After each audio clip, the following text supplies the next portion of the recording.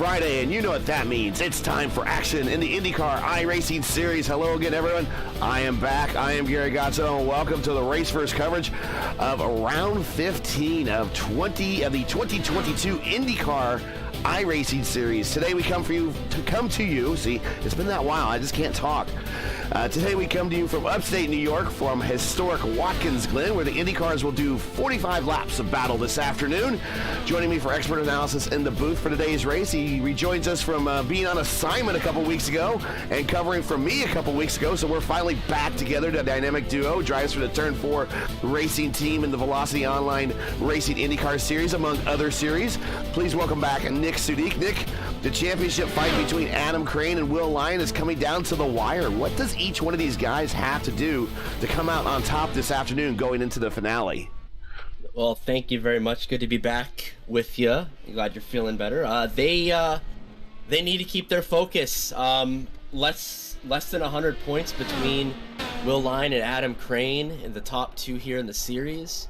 Lyon will probably get a little bit more in depth in the points later in the broadcast, but Lyon has a little bit lower of a drop week. Everybody has 4 drop weeks given in this series. So if he can pull out a lot of points, it's going to be a lot easier to make a point swing for him than Adam Crane. And don't discount, though, the third place Rashad Craig, Lyon's IAR teammate, still within a shot there. If those two have a little bit of a Senna-Prost kind of tussle, he can sneak right back in there with a good showing. So I'm excited. Watkins Glen is one of the best tracks for any car on iRacing, period. Stock car. Heck, you could put street stocks on here too. Or any open wheel car. It just flows amazingly, and I am so happy that we have this here as our penultimate round.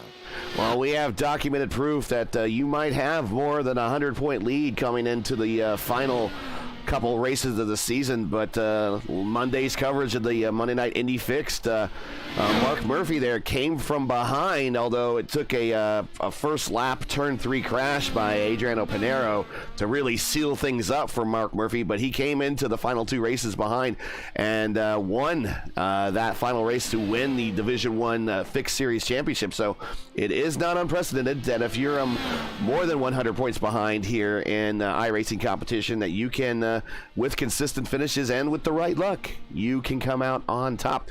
3 minutes 40 seconds left here in qualifying, and to no one's surprise, Nick, who's at the top?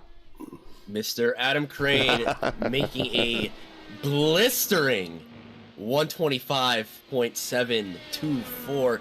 He is the only driver in the 125 bracket. In fact, by a mile. Let me consult. Let me get the statistician work going here. In fact, that might be one of the fastest laps we've seen all week. Not just in IIS, but in regular open competition as well, too. And that works out to be 141 miles an hour. And on that note, yeah, here are all the IndyCar records you need to know from the Glen. Of course, kart came here back in the kart days 3 times, the early kart days, and then IndyCar returned here again for 2015 for a small period. But kart ran here from 79 to 81.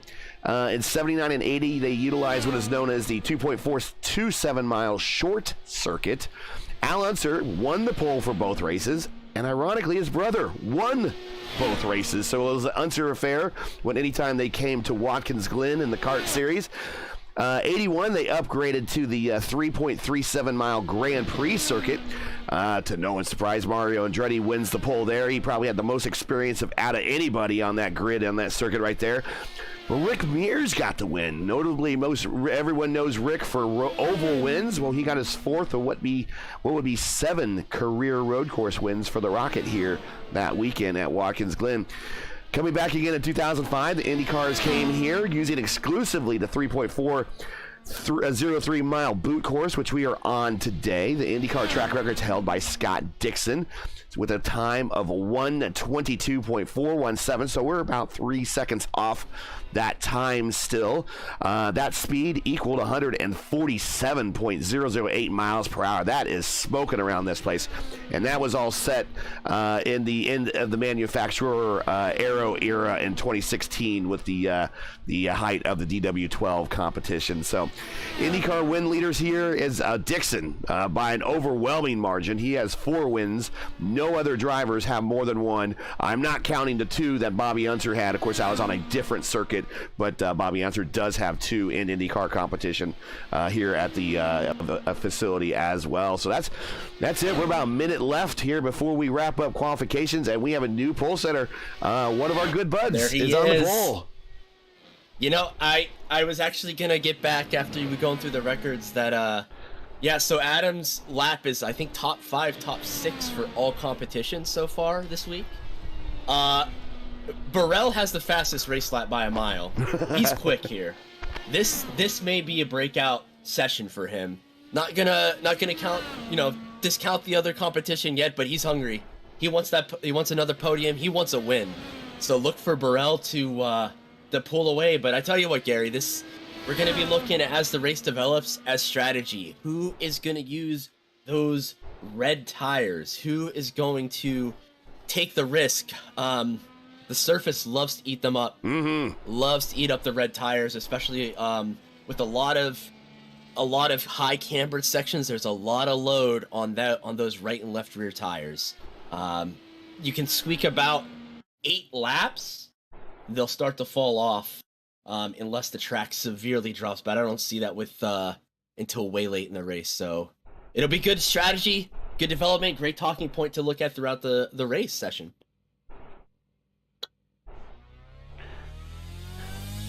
And let's take a look at today's starting lineup. We got plenty of time. They're going to do a full pace lap here. Yeah, get your drinks, get your snacks. And on the pole, there you go. And on the pole is Kevin Burrell with that 125.5. 2/10 faster than Adam Crane with a 125.7. Zachary Hubler comes in late in qualifying, gets a P3 in the number 15. Will Lyon slotted in 4th in the number 2. Rashid Craig, he's in one of the players here in the points championship, slotted 5th in the number 4. And Julian Kleinbusnik starting P6 in row 3. Moving on to row 4, Paulo Andres Lopez from Club Iberia there, and a 126.6 in the number 12. Starting alongside him, Anders Sandberg with a starting 8th in the number 10. Chris Bauman in the number 7, starting 9th, and Matthias Kraus in the 10th spot. Seamus Power, Will's brother, he's going to be starting 11th and 14th in the number 14 there. And Thomas Lagney is going to be starting 12th. Kevin Stam 13th. Chris Wilhite coming deep in the field from 14th. AJ Musselman, friend of the program, 15th. Yanni Stefanis, I hope I said that right, starting 16th. Vladimir Shumalov, 17th. Adriano D. Aguilar Gomez, 18th. 19th, Colin Finland. 20th, Antonio Calzado Jimenez. Our good pal Cesar Cabral, 21st. 22nd with no time is Paulo Avalado. And Jeffrey McClintock is shotgun on the field in 23rd. So a 23-car field. A nice lineup today. Yep, a lot of parity with this field right here. About half of the field within a second of each other. You have the outliers of Crane and Burrell up in the front row in the 25. But I'm telling you what, keep your eye out. A couple drivers to keep your eye out for over there. Mid-pack deep in the field. Look for Wilhite and Musselman, the other 2 IAR drivers here. Musselman typically an oval driver, but I'll tell you what, he puts in laps here. Watkins Glen is easily his best road circuit in any car. I've practiced with him. I've raced with him. He knows how to get around here as long as he can keep his nose clean. Look for him to break into the top 8 at the very least here. Yeah, this track equates pretty well to oval drivers. Yeah, it's a lot about keeping balance, keeping momentum too. You get through the that turn 1 area there. If you go too wide, you actually scrub speed in these cars. You want to keep it on the rumble strips to the left, get you a good shoot up the S's, up onto the back straightaway and into the bus stop right here, as they're approaching actually right now. You gotta carry the momentum through Crane this just bus stop cuts the bus stop. Probably a smart idea there. It is a smart idea. And you know, there's only one other driver I've seen that does that on a regular basis. That's Alex Van de Sant. So we know his level of acuity here at Watkins Glen. So not surprised. Some of these guys know little tricks just to avoid preventing that little extra bit of possible contact, because that's the last thing you want to do on the pace lap. Side note real quick, we had a little bit of an incident, unfortunately, on the caution lap in the back there. Looks like see, Pablo. there we go. I was just saying, and let's take a look here at Pablo. Okay, Pablo Lopez. He seems to be under power there. So real quick, before we get really into starting, we're about 30 seconds away. According to YouTube Analytics, it's gone up now. 54.3% of you watching right now are not subscribers. We really need you to change that. We only got 2 more races here in the IIS, and you guys can certainly help us out on our path to 1,000 subscribers. If you enjoy Race First coverage of the IndyCar iRacing Series and you respect the stream, please do us a solid. Make sure you support us best by subscribing. Turn that red button gray. We have less than 100 subscribers now, actually about 90 subscribers, less than 90 to go to get to the magical 1,000 mark. So help us by hitting that subscribe button right now. We cannot get there without you. While you're at it, don't forget to smash like and click the bell so you don't miss out on future Race First iRacing broadcasts, including next week's Championship Friday coverage of the IIS at Laguna Seca. With that, let's get into this first lap.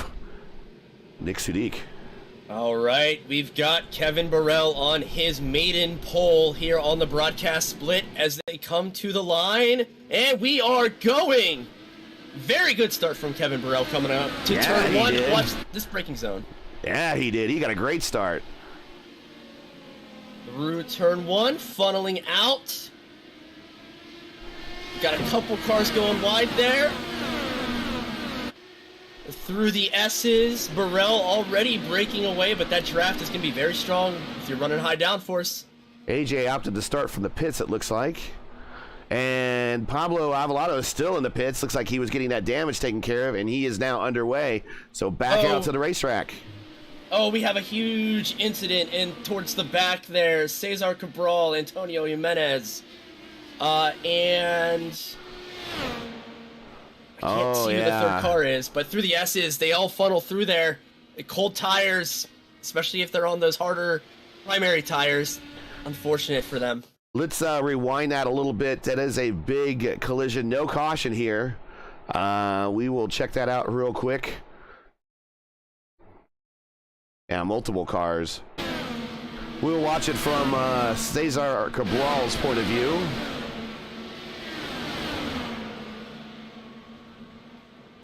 They're already wrecking in front of him. Yeah, it's a very common spot. In fact, during the Cup race here, that's where Kimi Räikkönen actually went off right there at the top of the S's and ended his day in real life a few weeks ago. Bauman. I think Bauman was the start of it, possibly. And that's extremely disappointing for him. Oh yeah, he's contending for top 5 in points there. Gets loose in the S's, hits the inside wall, and just Seamus Power collects him. Stam, Stefanis, Cabral. Unfortunately, that was a whole host of cars that some were contenders in there, just taken out, unfortunately. So let's get back up to the front and live TV here.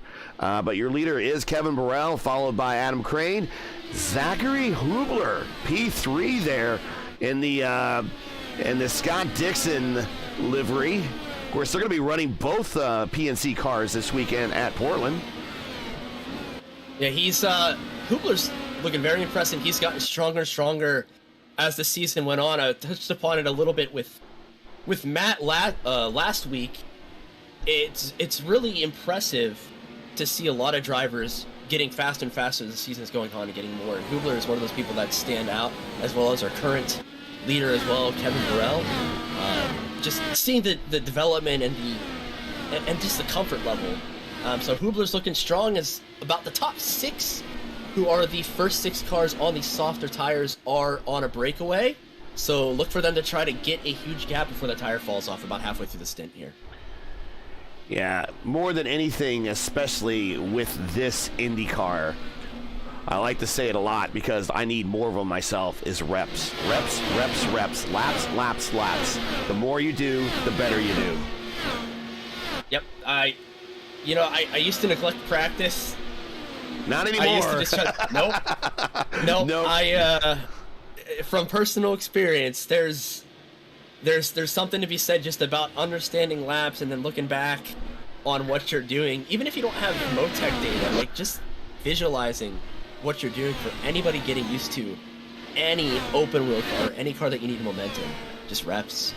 Sandberg and Kraus side by side going into the toe portion here of the boot. Yeah, reps, reps, reps, and just keep this in mind. And we've seen this more and more with IndyCar competition. When you're not practicing, someone else is. That's right. That's right. A lot of drivers in a couple leagues that I'm in are there's some drivers that have gotten better at road racing. There's some better drivers that have gotten better at oval racing, and that's one of the beauties of IndyCar, just having that multi-discipline factor. You get it a lot in stock cars, but it's nowhere near as prevalent as in the IndyCar Series. Sandberg lapping around, just kind of biding his own time on those harder tires with the Team Watson Racing Setups car. Beautiful paint scheme, if I do say so myself. He is currently the 3rd highest placed car on the prime tire. Right now, the highest place is Paulo Lopez here in the number 12 and P7. He is first car on the primes. Everyone else ahead of him are on the alternates. A little bit further ahead, Rashid Craig on the push to pass. He's used it twice already. He's trying to run down his teammate Will Lyon, at least get closer to that battle, so maybe he can either race his teammate or help him out. The Lyon typically just saving the push to pass unless absolutely needed until his last stint there. If you see Will Lyon use push to pass on any stint other than the last one, it's either desperation or mistake. I got top speeds up real quick because I'm curious about downforce levels. Everybody seems to be around the same top speed in the draft. Rashad's the only one at 300 kilometers an hour. He's at 301 right now. Yeah, probably was helping with the push to pass on one of those laps.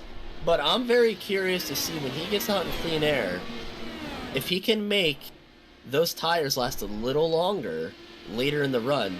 Is he going to be able to squeak out a little bit of an overcut there? Just that straightaway. The straightaways are so useful here, especially coming through where he is now, up through those S's into the bus stop. You can make up easily a quarter to half a second just from having lower downforce setup than your competitors.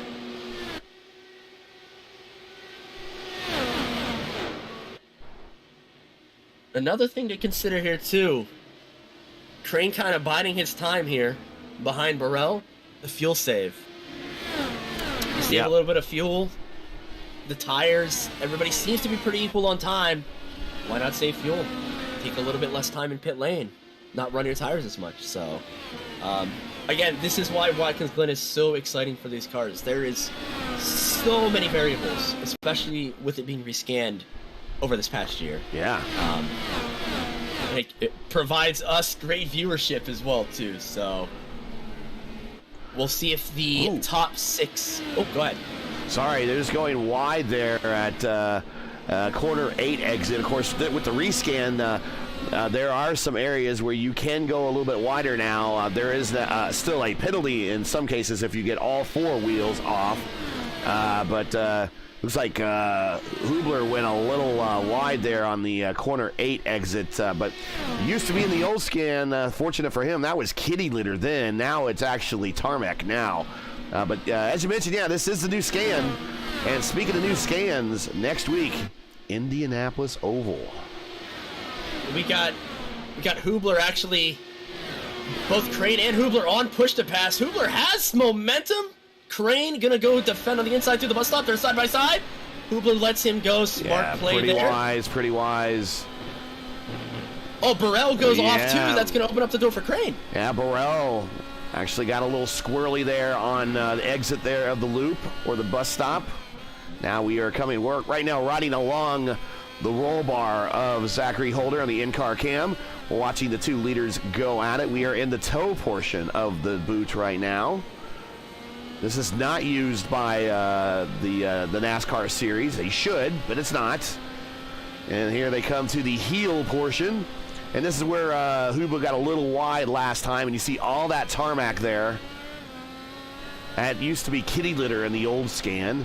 Now uphill. This has been this portion of the track, actually, the rescanned.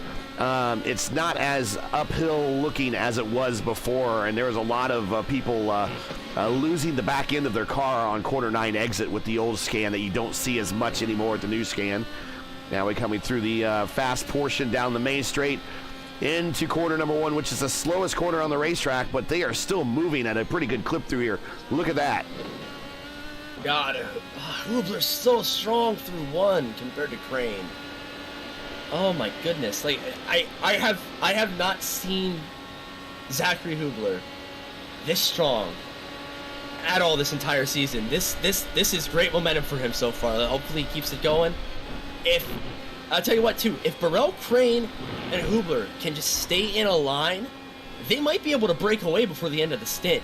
They just cannot fight and overcook those tires early on in this race on those softs, because they are going to fall off if they keep pushing with this. Whoa, Will Lyon. We just switched to the rear cam view from Hubler there. Will Lyon getting squirrely coming into the tow portion. He is pushing hard. Will wants to keep in contact. He can sense what I was just saying. Like, if you lose the draft here, it is so hard just because of how long that run up to the bus stop, up to the inner loop is. You lose so much time there, and you burn so much more fuel too, especially, we'll talk about it later when they get on the prime tires. These drivers, unless they're set up, they found something, they're probably going to want to stay on that prime tire for an extra lap or two, which comes to mind. We're getting closer to pit stops here. We're going to be having a pit window of about probably 13, 14 to 17 laps. You could technically do 18 laps in a stint, but you're almost going to be losing too much time that it's not worth it. So look for everybody to have 2 stops. Yeah, mathematically, if you do a 13, you have an extra stop you have to get in there. Whereas if you could stretch it to 7, you reduce it by 1 stop, I think is what the numbers say. Yes. So just a matter of 4 laps over a course of and let's get the ticker up there and also give you some other battles going on. But over a course of 4 laps over, a 3-stint race, that adds up. Yeah, and by the end of this first stint on these soft tires, I'm sure these drivers are going to be hopeful and glad that they can get off of them as soon as possible, because they are going to be howling. They are going to be hot. Especially, like I said, in the broadcast, or the early portion of the broadcast, those rear tires, right up through turn 9. They really want to start to wheel spin when it gets off camper over the top of the hill there. There you see down the main straight, coming off of corner number 11. Watkins Glen has their own version of Champions Wall there, so to speak. Yeah, you get a little offline there. It's scary. It pushes you. Just the wall has almost like its own little gravitational force there. It just wants to grab hold of you and just, take off your left side. Not a lot of grip offline there. Look at them just slice through that bus stop. That's just so quick through there. A right, a left, a left, a right. It's like a slalom almost.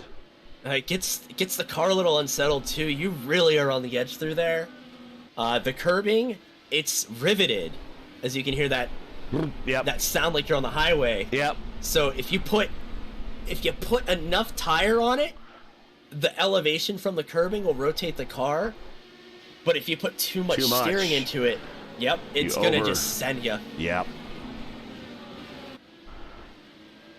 Burrell stretching it to 0.7 of a second lead.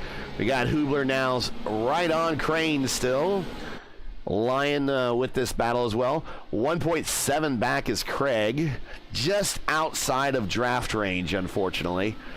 And right behind him, we got a decent battle with Paulo Lopez. He is side by side right now with Matthias Kraus. Yeah, not using push to pass. Kraus just outbrakes and goes high. That high line works here on corner exit, but it doesn't work well when you have to use that overrun area. Not as much grip there. No, you bleed a lot of time. That's Klein Busnick. This is Klein Busnick, yeah. Too. Yeah, Kraus is coming up on him. Yeah, Klein Busnick, though, gonna try to gain some time back. Paulo, a little defensive there. But that will open the door for Matthias to join the fray yet again. Gain some of those points that he so desperately needs. Look into the inside there. Klein Busnick being kept a little honest there. Going a little wide. Must have looked in the rearview mirror coming out of the corner there. Very easy to go offline there as he pushes high. Oh, here he goes. Coming into the heel portion of the boot. Passing zone. No. Rouse thought about the send there.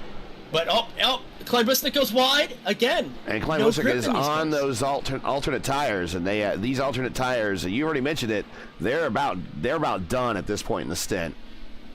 Yeah, especially if you have them on early on, you have to push with them. But the moment if you put too much heat into them early on, they're almost like an F1 tire.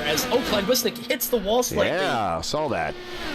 I don't think any damage there, but it is going to unsettle the car a little bit and set up Kraus for a run into the bus stop. Look for Kraus to get on the push to pass here.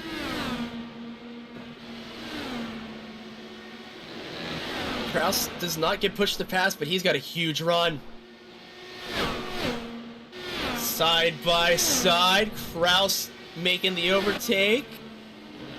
And Klein Busnick just yields to him, lets him go there. Yeah, there's a good portion of discretion and valor right there. Yeah, those Reds are done. They're starting to get cooked pretty quickly.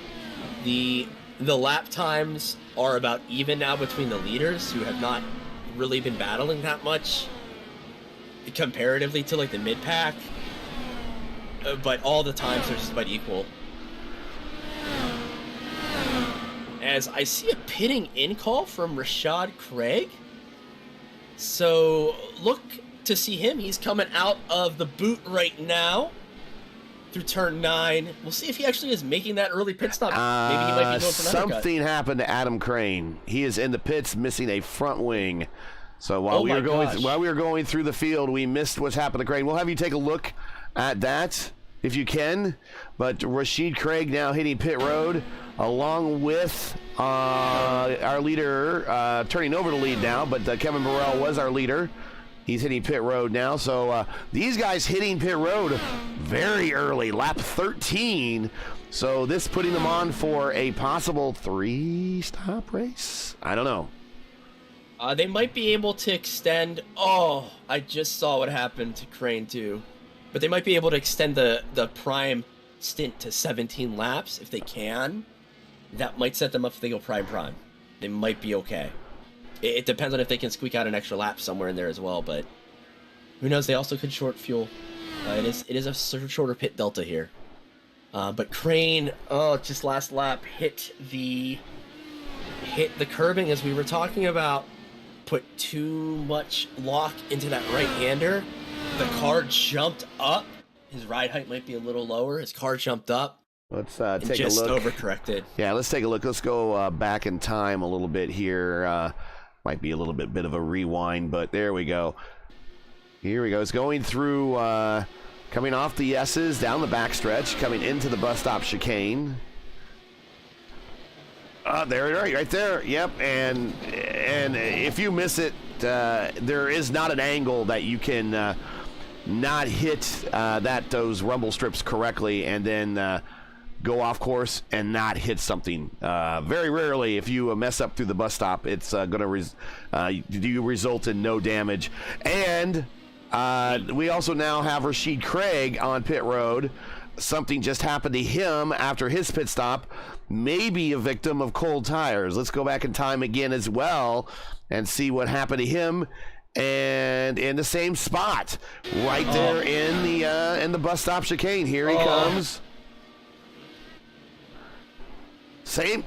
Almost same thing. Almost exact same thing. And Clyde Busnick joins him. Oh my gosh! Oh, it is kicking off here now. We have incidents left and right. Drivers, it's so close. They know they gotta push, but they're on those cold tires. Or they're on worn tires. And those curbing is deadly. Everywhere you're on that curbing because of how it's riveted, it's deadly, but especially there in the bus stop. Oh, that is unfortunate for Julian. Meanwhile, as well, too, we had short pitting. We had Burrell. We have a couple other drivers as well, too. Hubler just stopped. Will Lyon just stopped. AJ Musselman now is behind Will Lyon. He is 12 laps into the stint, so he is still going to stop here soon. You're right, Lagney, 6 laps into the stint. He might be one of the first that has pitted and has kind of survived at this point. Shumilov here in the DHL livery there. Roman Grosjean's IndyCar. He is 13th. He just pitted as well. Paulo, 12 laps into his stint, but remember, he started from the pit, so to speak, with an incident during the warm-up lap, or the gridding laps, pace laps. Julian Klybustik is in the pits. He's going to attempt to do a repair, but man, looking at his right front, that is at a bad angle. I don't know if they're going to get that fixed. So we started with 23, Nick. We're down to 14. The leader is Paulo Lopez, and he, Kraus, Sandberg, Wilhite, Gomes, and Finland, they are all going long. Yeah, this is good. This is something I'm going to be honest, I had not anticipated. The pace of the race must have been so high, it just tore those tires apart. It'll be close for them to make it. They still might be able to make it on one more stop. But are you going to be able to have the momentum to keep up? Is it going to be better for you just to short fuel and go? The drop off was not that high, so I'm wondering if the telemetry or the crews, if anybody's been helping out spotting it, saw something with the pace that just made almost all of those front runners pit in. We'll have to see how this develops. Yeah, let's stick a pin in the human spotter thought there.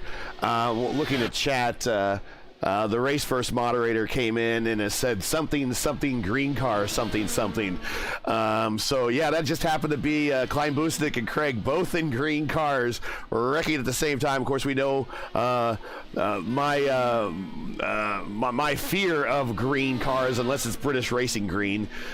Green cars typically have bad luck tied to them, and some people believe it, some people don't, but wow, 2 cars at the same time, both happen to be green. Is it a coincidence, or is it the racing god saying no green cars today? I don't know. But if you're Will Lyon right now, oh, you're happy. you are ecstatic, but you know, with the way the points are working and the way that Sorry, we got Kevin Burrell. He is right behind Colin Finland. Colin has not stopped yet, so he is on some very worn tires. Burrell, Hubler, Lyon all in line behind him right now, kind of being held up a little bit. We're going to see if they can get around him, or maybe possibly Colin decides to make that extra turn on the pit road and do his stop now. But he does not want to get in combat with these three guys behind him, because they are shooting for maximum lap times, because they want to come out ahead when these and Colin Finland's going to stay out, so this is going to be interesting. These three behind him are looking for maximum delta times, because they want to come out ahead of Lopes, Kraus, Sandberg, and Wilhite when they're done with their pit stops here coming up any time now. Yeah, this is actually going to be a little bit of a tell for these currently mid-packers that stopped already. Colin to the inside. Colin to the Mm-hmm. inside defensively. He's going to allow Burrell on by. That's big for Kev. Yeah, and that's not good for Hubler. Yeah, Hubler and Lyon both losing a lot of time here to Burrell. Yeah, Will's just searching for a place to go, cannot find it, and now might get a shot at Hubler. Take a look at the run, see if he can get a little bit of a run out of here. Oh, Lyon has a great line. Has to compromise a little bit on exit, though. Who's going to outbrake who? Nope. They're going to get back in line here in the heel of the boot. Coming back uphill. Back onto the main circuit. That has cost. We'll see at the line here, but that I think that's almost cost them 2 seconds Yeah. to Kevin. Finland should be pitting this time by. Yeah, he's dipping down. Careful, fellas, because everybody else that were on that long strategy was pitting that lap as well. So Finland in, Gomes in, Lopes in, Sandberg in, everybody in. Burrell now coming out ahead is now your leader. And he's got himself, you said it, a 2-second lead just because of that fight with traffic. I'm very surprised. Very, very, very surprised that none of them went 16 laps, at the very least, to try to, because everybody that pitted just about has to deal with the softer tire at some point. You do not want to be on that tire more than 13 laps if you can prevent it. We saw how much the drop-off and how uncomfortable it made everybody else. So, you know, they're going to be probably doing a little bit more saving. Maybe try to cut out an extra lap, but or pray for the track to just dip in temperature. It's been staying pretty steady. Yeah, it has been. With that round of pit stops there, hopefully those guys learned something, possibly from spotters or crew chief telling them about others that have binned it coming out on cold tires. Right now we are down now to 13 cars that started to remain that are on the track. All are on the lead lap. We started with 23. Attrition's been a thing this race. Tell you what, though, this race has been flying by, attrition or not. These drivers still on track are putting on a show. This pace is fast. Speaking of fast, Hubler still right behind Burrell with the fastest lap, getting about 3/10 back on that last lap. He's going to try to claw back some of that time lost behind the traffic. Okay, so those folks that pitted after 17 laps, we probably should expect seeing them in again around lap 34, depending on what their tire strategy is. I would assume they would go prime, and then go, if they haven't done the alternates already, on that short stint at the end there, which would take them from lap 34, 35 to 45, so that they'd be only on the on those primes, or alternates, excuse me, for about 10 laps or so.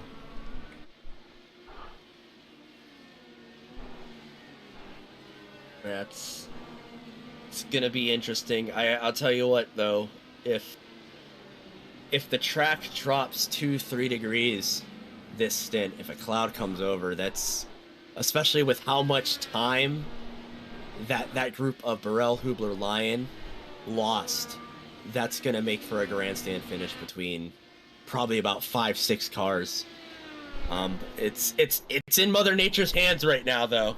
It is mostly cloudy, a bit overcast looking from our far shots, but it is sim time is in the afternoon, so the track is still in a period where I believe it's getting hotter before it's even going to cool down. So we will see. Yeah, it could play a major role. Yep. As we say that, the sun does come out a little bit there, but yeah, Belle up front looking pretty good. Everybody's kind of spaced out, just kind of biding his time there, doing mid 128s, as Hubler does take another 3/10 out. So 1.8 seconds between the two of them. Lion also biding his time, 5/10 behind Hubler. and then a little bit of a break. We got Paolo and Kraus, and Sandberg kind of strung out a little bit, just looking to see who's blinking, and then Wilhite in 7th with the softer tires, with the alternate red sidewall tires. And once again, we are viewing the current ongoing IndyCar tire compound change glitch. Wilhite is indeed on the alternates, even though he's showing the black sidewall tires. He should be showing the red, but timing and scoring is reflecting that he is on the alternate tire. That is correct, but what you're seeing on screen is not correct. With that said, the drivers that currently are on the alternate tires is Wilhite in 7th and Paulo Lopes in P4. Of course, you see the black sidewall tires there too. Again, not reflected by actually what is on his car in sim. I gotta get that fixed. Yes, yeah, we got to get that fixed. But we have Porsche all-electric concept car, so you know. Oh yeah, right. We take those W's. Right. Well, you know, if these were NASCARs and they had that problem, I think they would be fixed by now. That's just be it. Gary, but are you suggesting multiple compounds for road races in NASCAR? That would be awesome. But if it was the case for NASCAR, it would be fixed by now. But that's just me being bitter, and I'm not bitter, but I'm bitter. But you know, interesting enough. While we got a little time to talk about things while the race is here still developing, I guess possibly the rumor is the IndyCar license for video game might be back up in the air again. Yeah, I'm cautiously optimistic. Yeah. That's how I am. But yeah, no, it'd be great. I think, and I hope that the marketing team with IndyCar realizes the product that iRacing has, in terms of, you know, development, in terms of support, and in terms of like the dedicated hundreds of like hardcore drivers that do this sim every week, on top of probably hundreds if not thousands more that jump in for the 500, jump in for races like at Watkins Glen or Michigan or some of the old marquees. That the product that NASCAR has to help develop sim racing for them, IndyCar could be taking advantage of as well with that partnership. So you know, I don't want to see anybody lose money or jobs, obviously, or you know, I have a lot of game developer friends. I would hate to see a license get pulled from a studio, whether that studio may have dubious business practices or not. Yep. But no, it would be exciting to see that iRacing partnership kind of start to blossom as well too. Because auto racing in general and sim racing is the same thing. It develops better when everybody works together. Like, just be cooperative, not keeping as many secrets unless it comes to like setups and stuff like that. So yeah, no, it's exciting times. So, you know, look for more news development as well too. Yeah, I guess AMS is actually that's what they kind of put their Racing USA Part 3 on hold, at least when it came to what they call the 2022 IndyCar. Basically it's the IR18 still, but they put that on hold because they were going to send it back and try to get official IP licensing for it. So I don't know, maybe another player coming out onto the field to try to go for that IndyCar license. But maybe a year from now, maybe AMS is the place to play IndyCar versus iRacing. But right now, I believe iRacing is still the place to be for your IndyCar needs. To scratch that itch. If you got an IndyCar itch, bring it here. And also tune in to Raceverse. That's right. We are your home for IndyCar. Right. We know what Indy means. That's right. As we do have a little bit of a battle developing here on the track. Matthias Kraus with the prime tire starting to turn some laps to catch fourth place Paulo Lopez there. Yeah, got it within a second. 7/10 by the ticker at the moment. That is the second closest battle on the racetrack at the moment. Now the closest. Will Lyon is under a second right now to Hubler. Kind of in that dog day doldrum middle portions of the races where these guys are now just kind of working on minimizing mistakes, hitting their marks, maybe even hitting a mileage number. The last stint is where we're going to really see them earn their iRating number for sure at the end of this race. This last stint's going to be something pretty wild, I'm willing to bet. Looking down the field too, I want to give a big shout out real quick before these battles really start to heat up. AJ Musselman started from the pits. He had the 12th best qualifying time, but he started from the pits to avoid the carnage. P10 now. Or P11, excuse me. P11, right, yeah, just maintaining the drive to survive. It is a real thing, not just the title of a Netflix show. And he is doing what he needs to do there in the AJM car. His consulting business. Yeah, head up, eyes forward with that wonderful Pride livery. Big shout out. Always a feather in the cap when I see somebody being supportive of human rights, of course, and equality. My boy AJ always a big champion in regards to that too. So good to see him. I gotta say one thing about the IndyCar community, and I can't speak for any other community on iRacing, but the openness and willing to be open and support causes by this IndyCar community is you wouldn't think it would be there because it's racing, but is the IndyCar community is very open armed to everybody. Yes. They're all creeds, all creations of everybody are racing at IndyCar, and to see support at that level is a lot of support for the Ukraine, a lot of support for cancer awareness, that type of thing.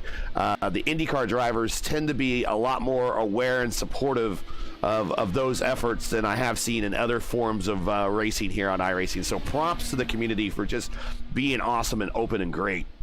And having honest conversations too. It's it's okay. We love to make sure people are doing the right thing. Not being a bad person, pretty much in a nutshell, like being a decent human being. It's always been very welcoming. Just only been around for about a little over 2 years. It is very nice to see as a member of the LGBTQ plus community to just be welcome, just talk normal. Like I don't have to mask or anything. Yeah. Compared to others, and also on top of mental illness and stuff like that as well too. So yeah, and awareness for all those causes. That is just so awesome that eyes are open and forward thinking on that. So props to everybody. Yeah. So if you're kind of on the edge about how open the IndyCar community is, and that's kind of kept you on the sidelines, hop on in, man. The water's warm for everybody. Yes. Actually, somebody in the chat right now just started driving this car. It might be my favorite car right now. These fast guys kick my butt, but I'm having fun. But hey, it touches upon what we were talking about earlier. Not just openness about personal issues, but we're here to help everybody in the community, even some of the top guys like Lion, Burrell, Adam has helped me out. Adam Crane's helped me out. Tranos, Christian Steele from i5G and Apex. Everybody loves to help everybody, and is very supportive. So yeah, if you ever have any questions, just pop on in or send us a DM, and we we can get you set up with joining the IndyCar community on Discord or our Discord as well. You know, a lot of resources around, so. But it's always glad to see new faces. Don't worry, Thunder. They kick my butt, too. Looking back, though, Lion is starting yes. to turn up the heat. Half a second. Hubler to Belle is 9/10 of a second. Oh, we got ourselves a nice battle here between Lopes, Kraus, and Sandberg. We got a 3-car battle now developing. Sandberg on the run. He's in the draft of Kraus. He's going to get really close in the 1. Not going to be close enough to pull out. Kraus taking the defensive line there, going into 1. Now they're all in line, going uphill into the S's, getting ready to go down that long back straight. We'll see if anyone smacks the button. Everyone still pretty much has all their pushes to pass. Still in the chamber. Here's Kraus to the inside, taking a good look. Not going to be able to get the door closed on Lopes into the bus stop. Everybody slaloms through very good, very carefully. Through the carousel, down the chute. Now we're into the boots. Sandberg washing a little wide there as Kraus looking. Just as a reminder, this is that group that went long on that first stint there. So we got 2 distinct battles, and then we have almost a race against the clock between the 2 groups as well, too. As Kraus looking to the inside. Inside in the passing zone. Ooh, about 6 inches between their rear tires, but they hold it together. Yeah, don't want any netcode incidents. Both these are foreign drivers. It's a U.S. server, and we all know that that is ripe for netcode.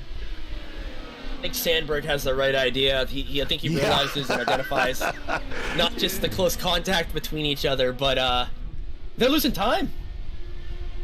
Because again, they're almost time trialing like it's a pursuit in cycling. You can't see the opponents, but you gotta make the time up. Good comparison. Yeah, and we're gonna ride along board with Anders Sandberg here. As he is actually, and I believe he's a European driver as well. So bad combination netcode right here in this group of 3. Oh, and Kraus breaks and gives the position to Sandberg. Kraus might have known his tires are a little overheated right now. He was sliding around all over the place there. Had some wheel spin for about a lap and a half, almost off of every apex. So I think cooler heads are starting to prevail here. Lopez is still pulling them along, but he might know that Sandberg is a faster driver, and he might be having that realization of, hey, we're on for a podium here. Yeah. We're within a crack here if we can keep this strategy. What are we doing? Now Sandberg has takes a peek at Lopes.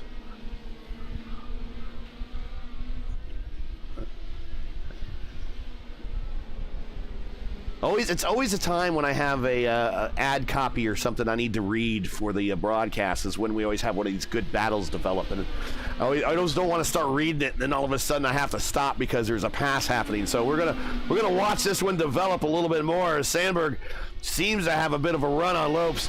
Kraus ducking to the inside for some reason. I'm not sure why he's staying out of the draft. Maybe he's trying to hit a fuel number and that's going to impact it. I'm not sure.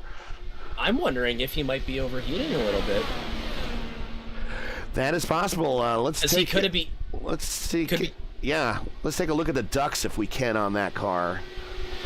Well, here's Sandberg on the outside, going through the bus stop, getting the position. Very big power move there for Anders. And that moves him up to P4. Again, you mentioned it. This could be a possible bottom step podium run that we're looking at with these 3 here. Wow. Sandberg just asserting his dominance into that inner loop, into that bus stop. Just saying, I got the faster car.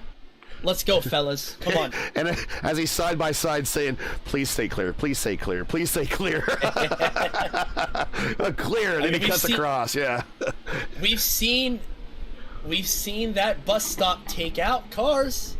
Again, early on in the race, some of our biggest contenders got knocked out. And not just, they're no Johnny-come-lately drivers. I mean, Klein Busnick and Craig's a winner this season here in the top split.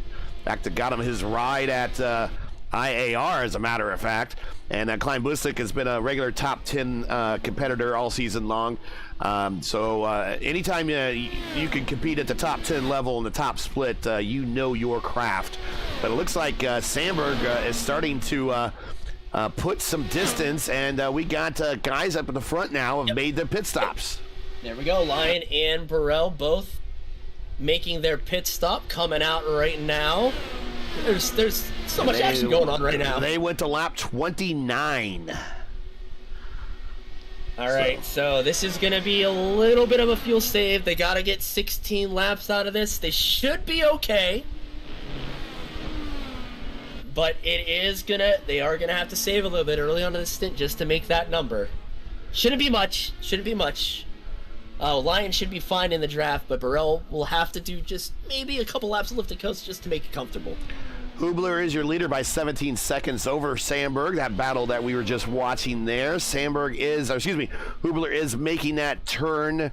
Man, you got to whoa your car down really quick. The cones are right there at pit wall for the Indy cars, and I'm not sure if that's even accurate to the real layout of Watkins Glen. I believe the cones for IndyCar are a little bit further in on the wall. I believe those cones are set there for our good friends at the NASCAR level, but because of that, you got to really whoa your car down big time. Otherwise, you're going to get that speeding penalty. All right, and the likes of Lyon and Burrell are just crossing start finish now, zooming past. Hubler is down and away. Oh, Hubler's going to slot in. Hubler's going to slot in. Go. He is on it. And he is on prime tires, and it does exactly what happened, and he's going to back it into the wall. Slightly damaged. He's underway again. He's got himself a little bit of a window. Got to be careful. Going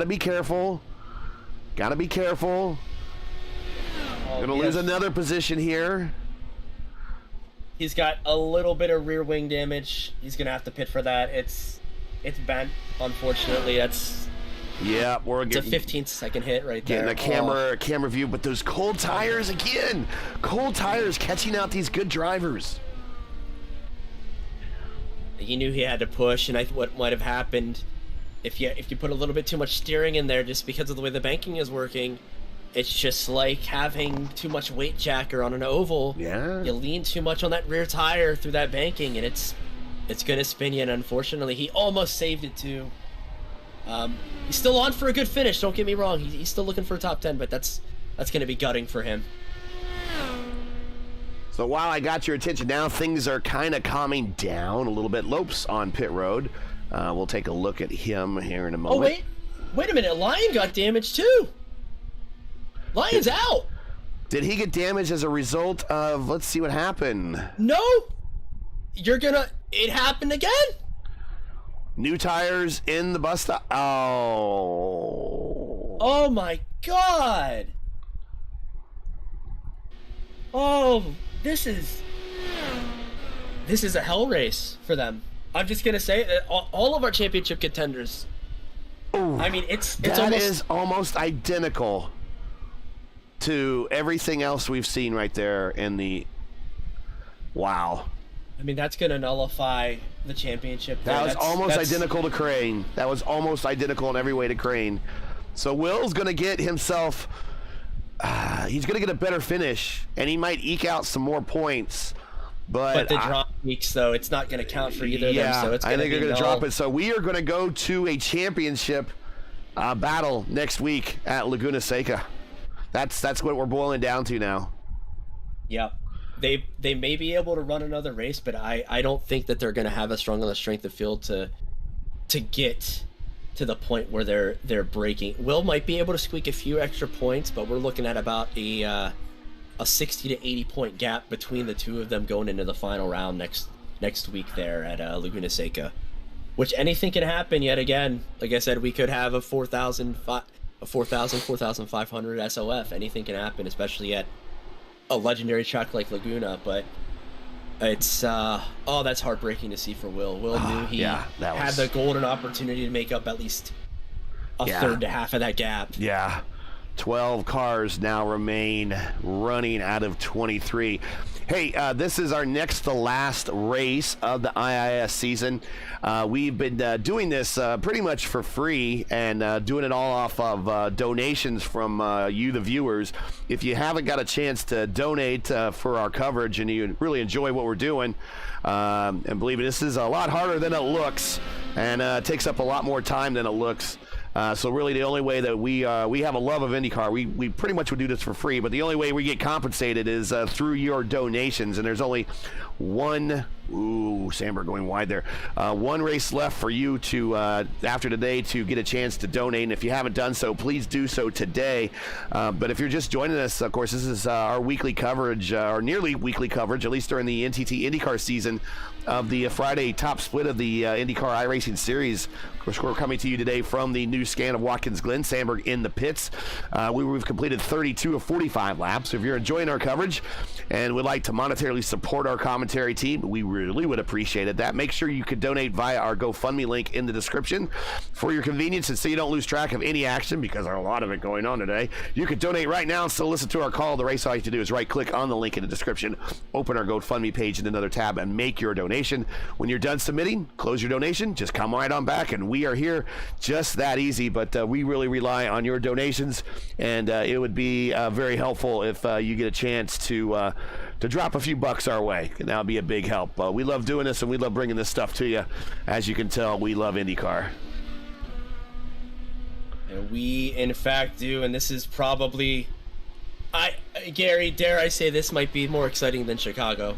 I knew this was going to be an exciting race, but my lord, I never would have thought that this would be to the point of so many quote-unquote championship implications happening right now. We have a championship fight going on to the final round now. We have Belle, who is trying to pull one less pit stop while having no draft help now. Yeah, well, we'll take a look at him. Go ahead. Which it seems like, that was the primary strategy he was on, but almost all of the front runners now are on the same strategy, different from him. So he's technically on the alternate strategy, but he's looking pretty good right now. It's just, can he keep the momentum going and not lose too much time trying to baby this car home? The big news is Sandberg made his pit stop, and he came out in front of Hubler. So Hubler, with that incident, damage cost him possibly a podium position. Sandberg now is in that spot. Sandberg should be good to go to the finish. Belle is 5 laps into his current stint, is your leader. And Kraus just coming out of the pits right now as well, slotting behind Hubler. But Hubler is on the primary tire. And he might be, and I think Hubler might still be. Yeah, Hubler's still damaged. So, and I don't blame Hubler for not making the stop. He might not see damage on his car. He might not even be getting the meatball. Might not even tell there's damage on his car. Really, the only way someone can tell if he has a human spotter. And I wanted to talk a little bit about it seems like having a human spotter, certainly with our coverage in the FIS, with Mitch Welker there being the points leader, overwhelming points leader. He has a human spotter, and it really keyed him in on a strategy call at our race at Brands Hatch this week, where the P2 made a pit stop lap before, and instead of just staying out, his spotter saw that, and they decided they would make a pit stop the next immediate lap, and that really ended up turning out to be the outcome of the race right there. A human spotter is becoming more and more valuable in this sport, and one of the reasons to have one is you can have your human spotter look at the camera angles and see, hey man, you got damage on your car, beware. He might already know though he has damage on his car based upon times, because here comes Kraus. But I'm advocating a lot more for drivers to start picking up a human spotter if they can, because I think that helps you deal with the flux of data that we get with these cars so much better. Yeah, it's good to have teammates around. As Hugo Olsen actually indicated last race at Gateway, oval or road, you have team as, there goes Kraus past Hubler. Hubler just lets him go. Having teammates helps out a lot, but having that objective perspective, being able to feed information, feed lap times to you if needed, it does help immensely, more so than any automated service can do. You can have all the data in front of you, but if you're trying to drive the car, you're just doing just that. You're focused. You're gonna miss stuff. So yeah, if you ever have somebody, just have somebody help you out, even in officials. Yep. It'll make you aware of a lot more stuff, and then it's something to get used to, of course. I mean, in the real boxes, I was saying, and during our coverage of our Brands Hatch race with the FIS on Tuesdays, check that out, by the way. That's probably the second best fixed league on the service right now, is FIS, right behind Lionheart. But I was saying that since the, I think maybe mid-'80s, late 80s, certainly into the 90s, a new position on the pit box and IndyCar teams became a regular position. It was data acquisition or a data analyst, because there's so much data that's rolling off these cars and getting fed to the computer systems that really there's no way a driver can manage and handle all of that. He needs someone actually to be there on the box and interpret it and help with the strategy. And it's very much the same way with all the different overlays that you can get with Race Lab apps and crew chief and all these Joel's timing and all that. You could get all the same data, but you take your eyes off the road, and especially with an IndyCar, and you're in the wall if you're trying to read that stuff. But if you have a spotter or at least a data analyst that can read all that and help you develop a strategy, that was going to be a big help. So again, I'm starting to advocate to a lot of people, if you can get another person to be on your box, so to speak, that might be a winning call for you. 10 laps to go. Yep. Coming to the final stretch here. Burrell has about 11-second lead to Anders Sandberg. Gonna take a look here at Burrell. Sandberg is squeaking out about a second a lap, though, so we might be on. Yep, last time by, Burrell a 129.5, Sanders a 128 flat, so Sanders is cruising. Yeah, another second. Sorry, Sandberg. I didn't say Sanders. Sanders is my teammate. Sandberg is not my teammate. Sorry. But that time by Burrell, 129.5 again. Sandberg, a 128.5. So a second faster. You're right. He's bringing it. Does he going to have time, though? He's got 11 seconds to the leader. Is he going to be able to do it? And we've had not to cut you off, but we've had more than one race this year. Long Beach, Barber, at least two that I can think of where the leader was just the P2 was running down the leader, more than a second a lap and just ran out of time. But that seems to be a thing here in the IIS. Yeah, they are on alternate strategies. You got Sandberg being able to probably lean on those softer alternate tires. Burrell is going to be steady with pace. It's just, is Sandberg going to put too much heat in them pushing? Try to catch. Yep. And just to let you know that, again, the glitch is in the system. Sandberg is on the red sidewall tires. So is Kraus. Even though they're showing the black sidewall tires at the moment, that is a visual glitch in the game.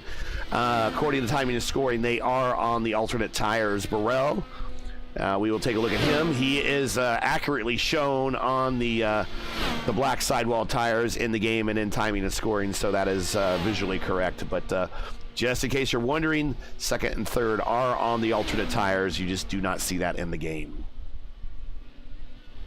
Yeah. A little bit further back before we start focusing on the rest of the podium. We got Chris Wilhite trying to chase down Hubler as well. Hubler knows he's damaged, but he doesn't know the severity of it. But he is holding that cart pretty well, even with that rear wing kind of holding him back on the straightaways. However, looks like Wilhite is gaining about a second a lap to him. He might not be able to gain in time, but if Hubler has another incident, just as I was going to say about the leaders too, about Burrell, either of them have an incident through that bus stop, it's anybody's race. Wilhite on push to pass. Battle back here between Shumalov, Gomes, And Lagny, this is a battle for position, the 7th, 8th, and 9th, all together in a train. Yep, and it looks like Lagny gonna have a run. Oh, he was wanting to stick it in there, wasn't he? Yeah, he was wanting to go. He knew it was go time. We're the business part of this race. Lagny's just got to put the pressure on him. If he can have Gomes overheat those tires, again, we've been talking about this all race. The softer tires, overheats him just a little bit, he'll be able to get him.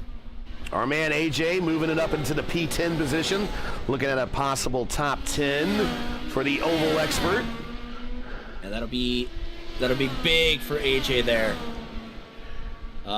Going in, you know, he's been getting more and more road confidence, and it's good to see AJ again clawing away, especially when you consider virtually started last place through the pit lane start and having about a 15-second gap to everybody else. Well, and he made a good call there, because that was a pretty big wreck in the opening lap, and he was able to, well, he might have started ahead of it, but if he started back there with it, he could have possibly been impacted. Lagny to the inside, threading the needle right there up against the Armco. Side by side down the backstretch, he shuts the door going into the bus stop. Woo! Whoa, man, he didn't have much room right there. It was like him, curb, Armco. You know, it was nothing left there. Well, you've been seeing it all race long. I mean, it's risk versus reward through that bus stop chicane there. C-gap car. Yeah, Lagny made it work though. That's one of the best moves of the race so far. What a move there. Really making a statement here with an appearance here in the broadcasted top split of IIS.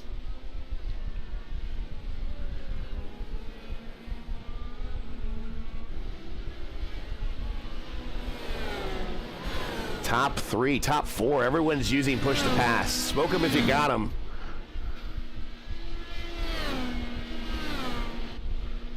Yeah, Lopez looking to chase down Kraus.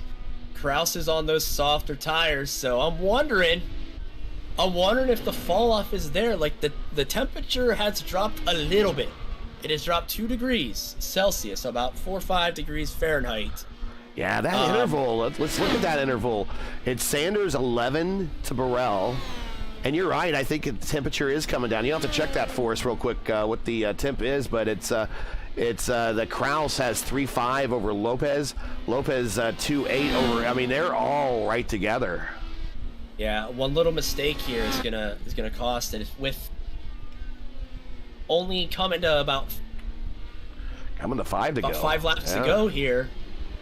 We've got, if that tire fall off hits for Kraus, Lopez might be on for the podium here. And Kraus has been looking to get a good finish, and this is a statement for him. He'll be getting. We haven't talked about him too much in the points fight as well too, but he's looking to get, I believe, top 5 in the point standings, and this is going to be huge for his point total.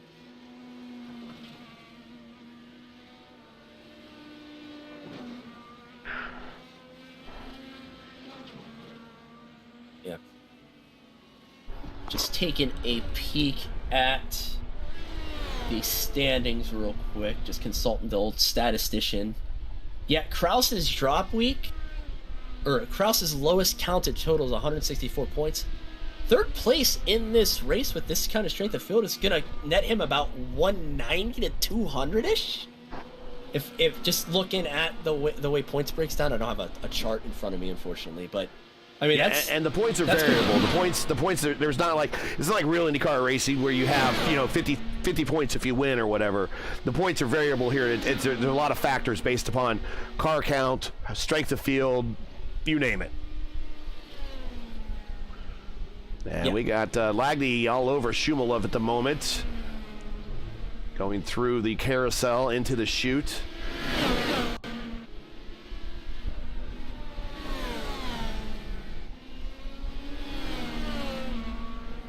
Gonna get good here. Keeping an eye on the Lopez battle brewing. 2.8 seconds to Kraus now. We'll take a look at the line here. Keep you updated as we're going through the rest of the field real fast. 2.5 at the line now. This, especially it's different now. He can see his target. Yes. You just need to make sure you hit all of your marks. Can't afford a mistake now. The moment Lopez gets in draft range, he's gonna have one shot if he can. And he's on push to pass right now, so he's down to 2. Push to pass situation. Burrell, who doesn't need one at the moment, has 3. Sandberg has 3. Kraus 4. Lopes has 2, and Hubler has 2. Chris Wilhite is Winchester. He is out. Thomas Lagney, who we're watching right now, on the button, doing the same thing where he's going to thread the needle right next to the Armco and the car that is outside. On the button, he is now Winchester. Lagney now on the button. Or excuse me, Lagney still on the button. He's going to pull that pass off into the bus stop. And he's out, but man, he made that pass work, and he has worked his way up 2 positions here in the last couple weeks, to the last couple laps, to P7. He was P9 not too long ago, so good run for him in the closing stages. Yeah, Thomas Lagney turning it on here as we're getting to the closing stages. Yeah, closers be closing. 2 positions in just a handful of laps this late into a run. That's strong late race pace there from the car. That's cooler temperatures. Again, it's dropped yet another degree. Those cooler temperatures must be helping his setup. He might have a shot. He might have a shot at Wilhite. There's 4 seconds there. I mean, depending on how he reels them in, he might have a shot, but 4 seconds, a lot to overcome here in 3 laps. 3 to go. Burrell already into the boot portion. At the line, he's got 4/10 on Wilhite, but he did have to battle. So we'll see in the clean air if he can make up. If he can make up a second or so, we're gonna be on for a battle all through this race. 1.6 seconds. Lopez to Kraus now, so he's in draft range, coming to the next lap. I see him in draft range now. 1.3, 1.5 is the envelope for these cars, so he is there. Wow. Got Oscar Fredrickson in chat. Oscar, how you doing? Yep, that's me. Voice is improving. Got 3 laps to go, and then I get the weekend to rest it one more time.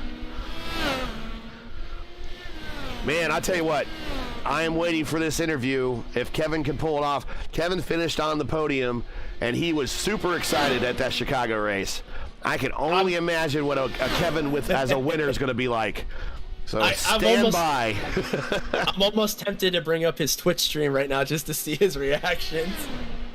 I wish we could do in-car cameras here, but my God. If he can pull this off, this is going to be one of the biggest wins of at least his iRacing career so far. He's been a very prominent Gran Turismo player. He's obviously, we've talked a little bit about his other gaming adventures too. But yeah, this is, in terms of iRacing, this is going to be one of the biggest wins of his career so far. If he can pull this off, I'm knocking on wood right now, as I don't want to see anything happen. Yeah, God forbid. We've seen even in the RIL 2 weeks ago, Alex Van de Sant take the white flag at Indianapolis and then promptly spin out going into turn 1 and handing the race over. So this is not over, and I do not want to jinx this man whatsoever. He's got to do everything in the car to make sure he hits his marks, keeps it on the tarmac, keeps everything under control. Got one more to go. Lopez going by Kraus. We saw that right there, just as a timing and scoring change. White flag for Burrell in the air. One more circuit to go here at Watkins Glen, en route to his first win in the IIS. Need to make this lap mistake-free. He is 13 seconds ahead of Sandberg. Sandberg looking pretty good for a P2. Lopes and Kraus still battling out for that bottom step of the podium. Kraus just gave it up to Lopes a little while ago, as you just saw. He's now down to 4th, but he's not out of range yet. Everybody's on push to pass going down the straightaway. Yeah, burn it. One shot. That's it. Kraus one shot. Is out of range. He's got 2 more shots maybe. Either an 8, maybe 9. but maybe out of 11 coming to the checker flag, we'll see. Getting back up front, we are just a few turns away for Kevin Burrell to wrap this thing up. Going through turn 8, out of the heel of the boot, going back up the leg, back onto the regular course. 2 turns to go. A left-hander on 10, a right-hander on 11. And he's going to come home seeing a checkered flag waiting for him at the start-finish line for win number 1 of the IIS for Kevin Burrell. There we go. That is not just the maiden pole for Kevin Burrell, but the maiden win here. And win. Sandberg up 6 spots, finishing on the second step of the podium, doing a victory weave. Coming down the turn 1 there, he finishes second, and up 4 spots, Lopes on the bottom step coming from, he had to pass 2 positions. He had to pass Hubler, he had to pass Kraus to get there, and he hustled in that last stint to get himself the bottom step of the podium. Wow, everyone really brought their A game to finish real strong today here at Watkins Glen. Will Height finishing a very strong 6th place from 14th. Lagney, I think if you had to choose a driver of the day, it's either Kevin Burrell or it's Thomas Lagney. What a drive. What an absolute drive from him. Just plowing through the field, perfect strategy. Amazing top 10 finish in 7th. Shumilov in 8th, very consistent from 17th, one of the biggest gainers.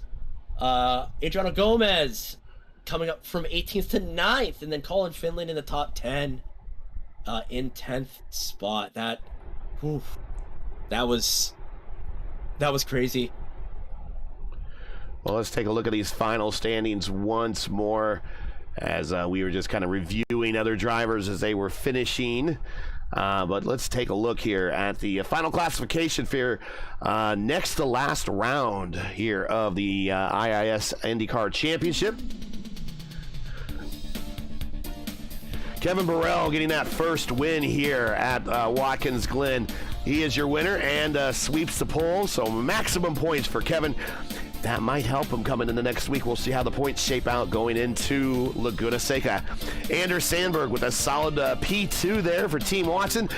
And Paulo Alexander Lopes in P3. Kraus and Hubler rounding out the top 5. Hubler, remember, did that with a ill-shaped rear wing. Wilhite, he had himself a deep start. He up 8 spots to finish 6th. Lagney 7th. Shumilov 8th. Gomes 9th. Finland 10th. We had Avalo in 11th. Musselman in 12th. So not sure what happened to AJ there at the end. Must have had an incident, but still, he finished. So he's going to get the finishing I-rating there. That's going to be helpful. Will Lyon, McClintock, Klein Busmet, they all had issues, one thing or another, 13th, 14th, and 15th. Rashid Craig, Adam Crane, just at the same time in the same spot. Right after the first stint, having cold tire issues at the bus stop, crashed, relegating them to 16th to 17th. Power, Bauman, Stam, Stefanis, Cabral, and Jimenez rounding out the remainder of the 23 car field. Woo! And my woo even broke there too. Oh, I'm out of breath. Yeah. I'm out of breath. We have interviews to do, Gary, but what a show. What a show. Thank you all for tuning in so far. Gonna have our podium coming up though, but wow, that was a hell of a race. And everybody. I only see one person, and it's really not that I don't want to talk to Anders Sandberg or Paulo Lopez, but I really want to talk with Kevin Burrell right now. So let's bring him up. Today's winner, Kevin Burrell. If I can bring him up. Let me do this here. Move to broadcast. Kevin, we got you in the booth with me and Nick. We imagine that you're having a bit of a celebration right now. Win number 1 in the IIS. Man, it was your day across the board.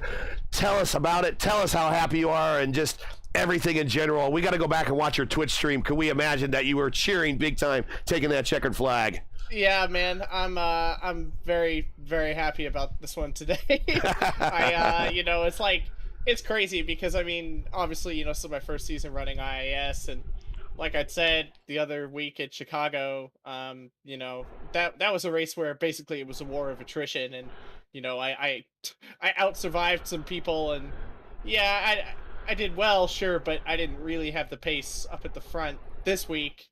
Even in the Monday Indy Open race, when I qualified directly behind Trano, I was like, oh, okay, maybe I actually have some pretty okay pace this week. Like, this is, something about the way I dialed in the setup. Even on Sunday night last week, when I was, like, testing, I was like, it still feels like a boat. Like, objectively, the time is not that bad, but, like, if I can do this, I'm sure that, like, some of the other guys, like Crane and Will and everybody, like, they're gonna, the teams are all gonna, like, have way faster sets, and the drivers are just better. Like, if I can do this, other people are gonna be way faster still, even if, objectively it looks like I should be up at the front.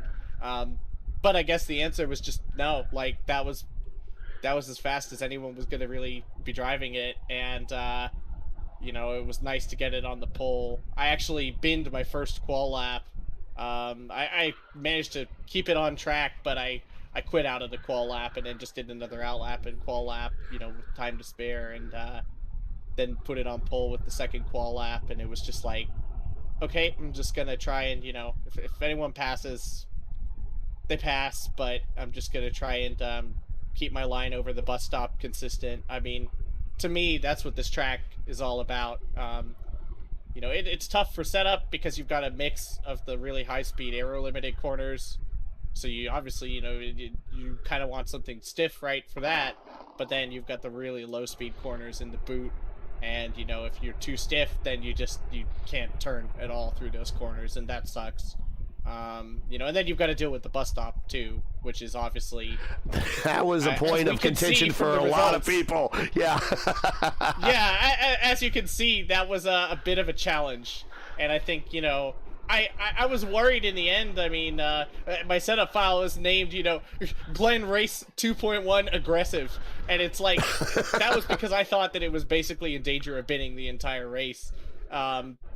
And maybe the winds were higher today or something. That's what Cy was saying before the race in my chat. But I think the bus stop just felt very sketchy today, even more than normal, which is why I started on the alts. I've been starting on them all week, even when it didn't make sense to, just because, I did not want to start the race with people hassling me through the bus stop with tires that felt like they weren't, warmed up. But it went, my pace was okay pretty much the whole way, and then, Crane wrecked out early, and then Hubler binned it directly in front of me. A bit of an iRacing jump scare moment there. I'm very glad I survived that.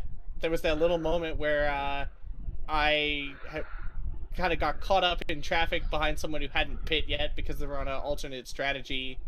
Yeah, we caught that. We caught that. Yeah. Jump them before the bus stop. Yep. And then Hubler and Lyon didn't, and it was like 2 seconds. That moment, it was like, oh my god, like, yes, yeah, I got held up, but okay, fine, whatever. Now, if that pulls them out of slip a bit, because I went, with the 11, 17, 17 strat, that requires just, the temps were really high today, so, or not the track temp, but the air temp was, so fuel saving was like, wasn't too bad to get to 17 laps. You did have to do some, but like basically it didn't really impact your lap times, and I did not want to be driving 13 lap old alternate tires. It's not something I even wanted to try and do at all. So I didn't. And I think that was a good call. Just, really it was about survival today, and the pace was good, and I feel like even with people breathing down my neck, it's so scary to try and make a move on someone, even into the bus stop here. People are not they're not really excited to try and do it, because it's like, great, you get to the inside at the bus stop, or you're even on the outside. Even if you're through it, even if someone lets you through, like, okay, now you're off your normal speed in your line coming into the bus stop, and if you catch it wrong, that's your race over, you know? So Yeah. it's just, it's such an easy track in some ways, but finishing a race here is just, like, it's absolutely terrifying. And, you know, I'm really... yeah, I'm very happy that I managed to actually get through it. That I kind of can't believe it. But yeah, huge thanks, of course, to, you know, well, let's see. Crane, of course, ran a test session with me on Sunday, so big thanks to him for showing me that maybe I was not too slow after all. And thanks for his, you know, support throughout the season. Of course, it's been fun to chat with. And Zach, not Zach Hubler, but Zach Amador here, sitting right next to me. He's racing in IndyCar a little bit, trying it out this season as well. All right. He's my spotter throughout this. He kept me human spotters are a big benefit. We were talking about that today too. Yeah, it really helped. You know, he's they said on the Monday broadcast that they couldn't imagine how I was racing with, you know, someone sitting next to me. Like, and I'm like, let me tell you, man, it's helpful just to have someone right there looking at caps and Yeah. you know, keeping an eye on all that stuff. And of course the Twitch chat, everybody, you know, Team Watson Racing with you know, MX5 and IR18 stuff, and then, you know, Distinct, my boys from Gran Turismo, who were like the first people in any sim racing or anything to really even like talk to me at all. You know, that game, North America, is kind of underrepresented, so they really showed me that, you know, I could, if you work hard at it, you know, I could succeed. And I've been working really hard at IndyCar all season. Maybe too hard, I don't know. I'm ready for IIS to like take a nice long healthy break. You know, you got one more week. yeah. Oh, and boy, what a week it is, let me tell you. But Laguna's not really fun. It's one of my least favorite tracks, but other people love it. It's something, you know, it's something different. So it'll be, and it's during week 13. Yeah. So we've got the crazy week 13, you know, like, ooh, I'm gonna run into IIS because nothing else is going on. So maybe we'll see some really crazy SOFs in that final week. So it's gonna be a little bit of an interesting effect, I think. But I'm really happy that I could make it work. And yeah, what a race. I mean, I'm glad that every time this week I won the Wednesday slot too, so I'm now 2 for 2 with this week with this. So yeah, I don't know, man. I never thought that I would be you know, it's crazy too because I was so stressed with this win. The guys who are doing this like every week, winning or getting podiums like every week. I don't know, like I don't know if my heart can like handle that. I'm sure it gets a little less stressful, but like, man, just like literally driving around even at not full pace, 10 seconds in the lead, I was like, I don't know if I can like keep driving this to the end of the race. So yeah, it was good. And yeah, thanks for everything you guys have done this broadcast too. It's really good, you know, I love it. And I can't wait. I'll be sure to come by fixed when I have time next season. And of course, I'm looking forward to the finale next week, and looking forward to a full season of IIS next year. So, but I got to get you an FIS on Tuesdays.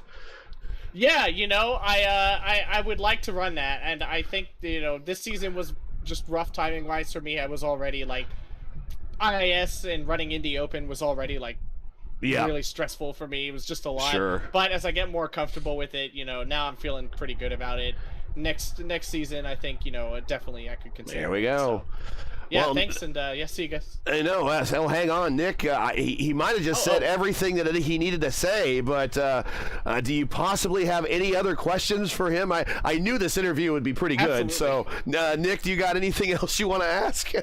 No, I figured you were in a rush. I'm sorry. No, you pretty much hit the nail on the head. All I just wanted to comment was just, yeah, Kev, great job.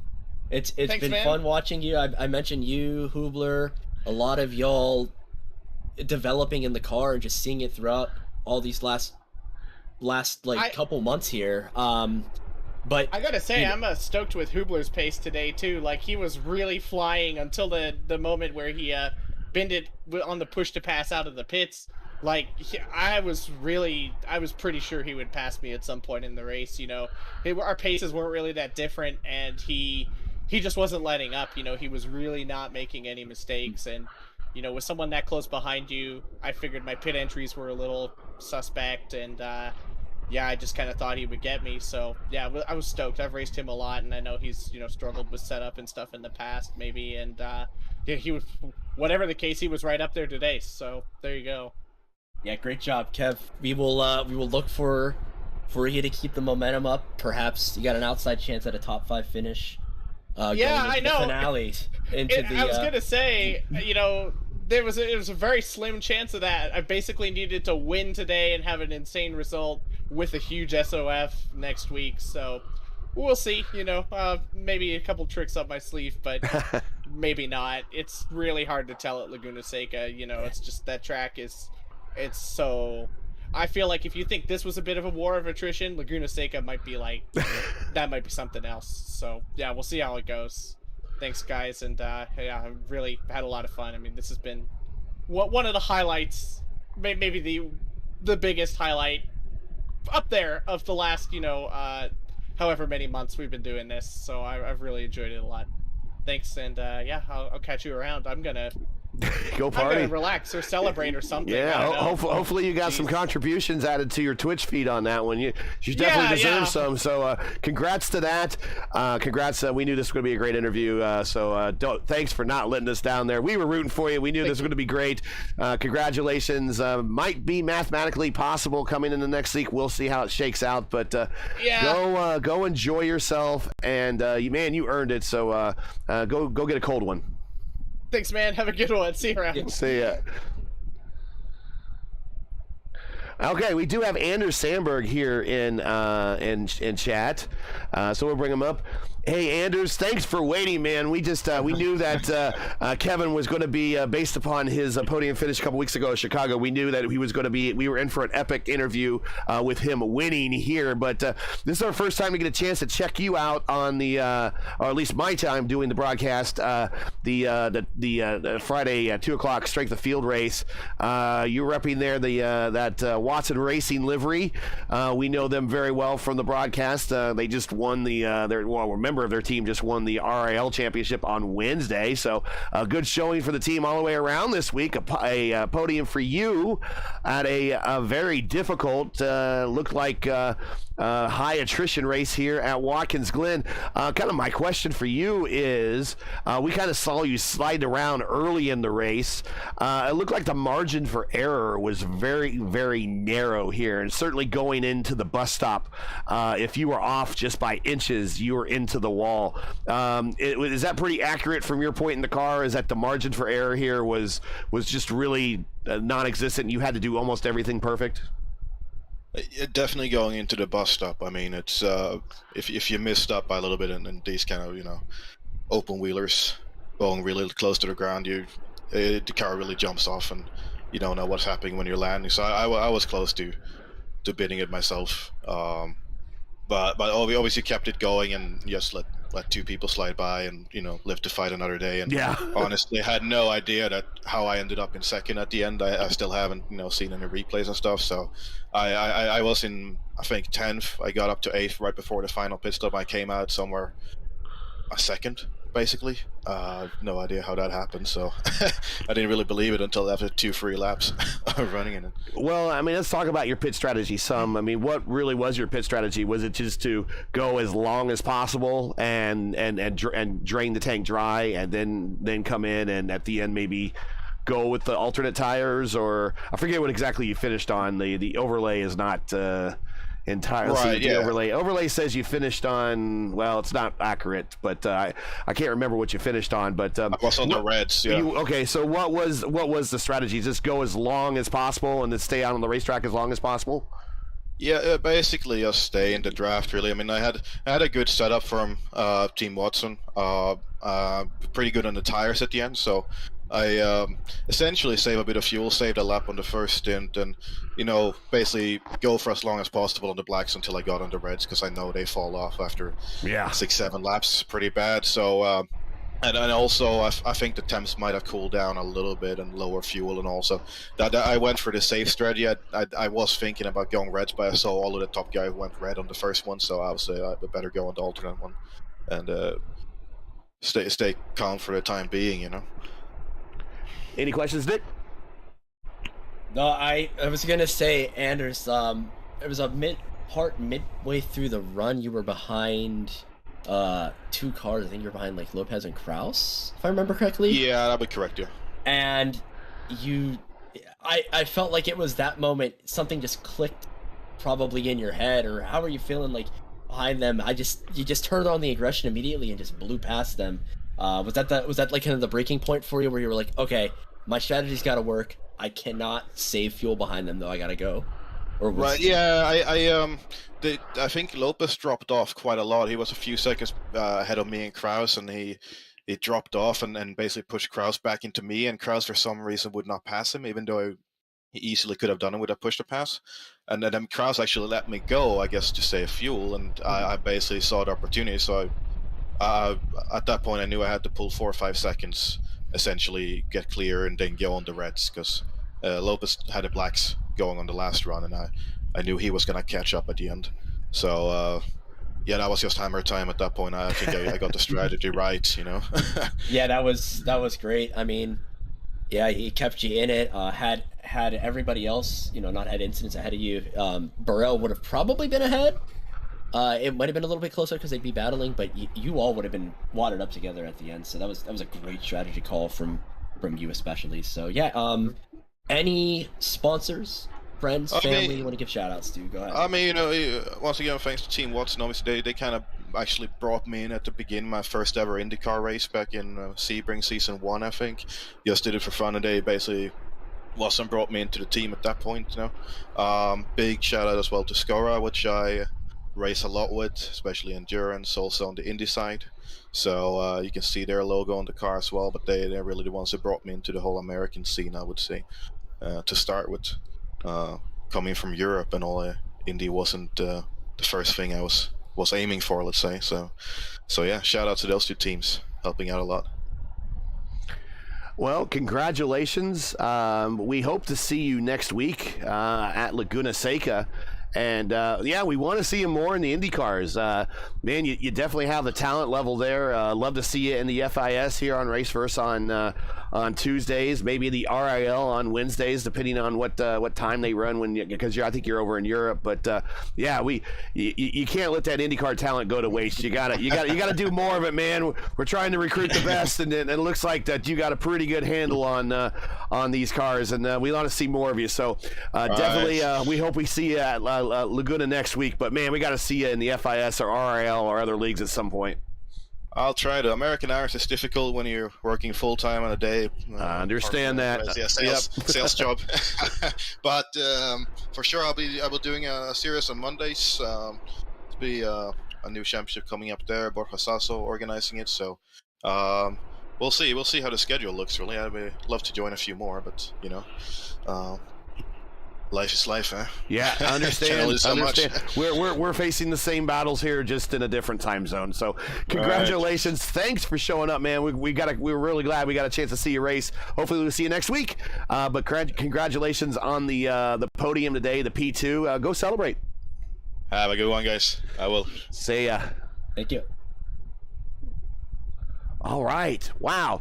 So a lot of happy participants here today at Watkins Glen. Man, your thoughts here. I mean, this was we've had a pretty good luck here in the IIS this season. Even in the races that I wasn't covering, it seemed like every race we've had here has been pretty exciting, one form or another. There really hasn't been a snoozer, and today was just another great one. Yeah, you are absolutely right there, Gary, that we have...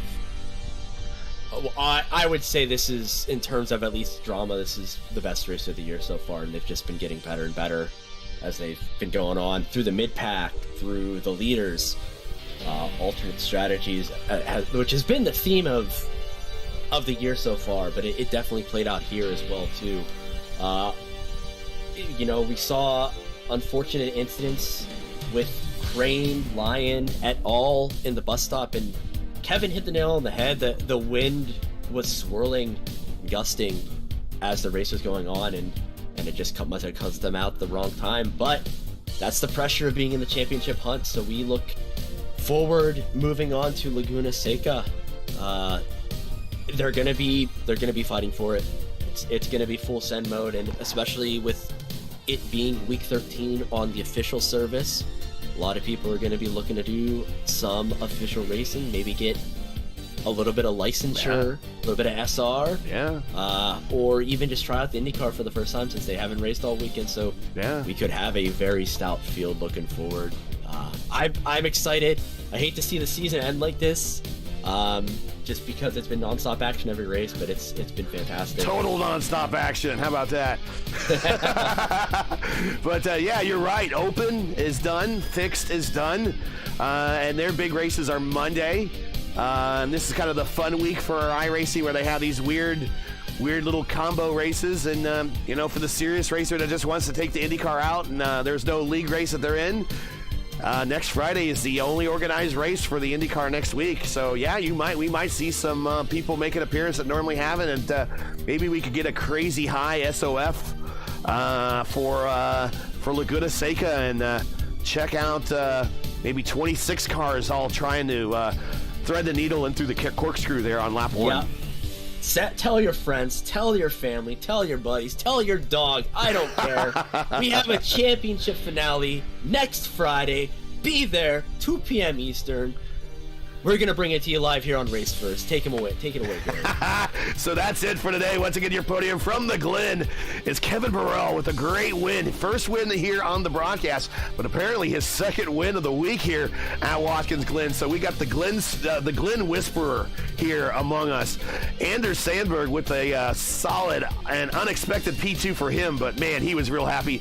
And we didn't get a chance to him, but I imagine he's just as happy. Paulo Lopez with a P3. That is your podium here at Watkins Glen. Join Racers again next week for round 15 and Championship Friday for the IndyCar iRacing Series, as the series moves on to wine country in Northern California and Laguna Seca, where we will crown a champion for the 2022 IndyCar iRacing Series season. Coverage should begin approximately 2 p.m. Eastern Time on YouTube. Again, 2 p.m. Eastern Time. And as Nick said, you don't want to miss it. All right here, youtube.com/racefirst. As always, check the official iRacing calendar or our channel for the correct time in your area. Hey, we love bringing these races to you, but they're not easy. They require time and money to produce. If you share a passion for the sport of IndyCar and have enjoyed our coverage of the IndyCar iRacing Series, please take time to go visit our GoFundMe page. The link is in the description, and donate to our IndyCar iRacing broadcast fund. We realize times are tough, so any contribution would be greatly appreciated. We thank you for watching and make us a part of your Fridays during IndyCar race weekends. And that is a big deal. We love having you join us, and we love bringing these races to you. Now, as you know, the YouTube algorithm game's not easy, so please help support Race First with the weekly grind. Leave a comment below and let us know about tonight's race. And if you enjoyed today's coverage, support us by smashing a like. You know, all that time that my voice was raspy last week, the best medicine anyone could give me was a thumbs up. So if you can give us a thumbs up here, that would be awesome. And I think all these racers definitely earned one for sure. And if you're new, hey, let's turn that subscribe button from red to gray while you're at it, and also hit the bell for weekly reminders so you don't miss out more Race First iRacing programming. We don't have much of it coming up here, where all of our seasons are about wrapped up, but we got a big Championship Friday coming up next week, and you don't want to miss that. Of course, keep your browsers set here for the most in-depth IndyCar knowledge on all of iRacing. Race First, we know what Indy means. For business inquiries to learn more about Race First and what we do, you can always visit racefirst.com or follow us on Twitter. All of our handles are right here at the bottom of your screen. You gotta add us, man. You gotta add us. There's Race First, there's me, there's Nick. Add us today. So for Nick Sadiq and everyone at Race First, I'm Gary Gatto saying to all, thanks for watching. And to all our men and women in the military serving as first responders, Godspeed, God bless, and come home safe. Be sure to catch the real stars and cars of the NTT IndyCar Series this weekend from Portland International Raceway. They got 2 races to go before they have a championship, so it's going to be a very important race here. It's going to be on the Peacock app, your local NBC affiliate, or listen to them on Sirius XM. Check your local listings for the correct broadcast times and availability in your area. I want to thank everyone once again. Catch us again next week for Championship Friday at Laguna Seca for the next race of the IndyCar iRacing Series. Good night.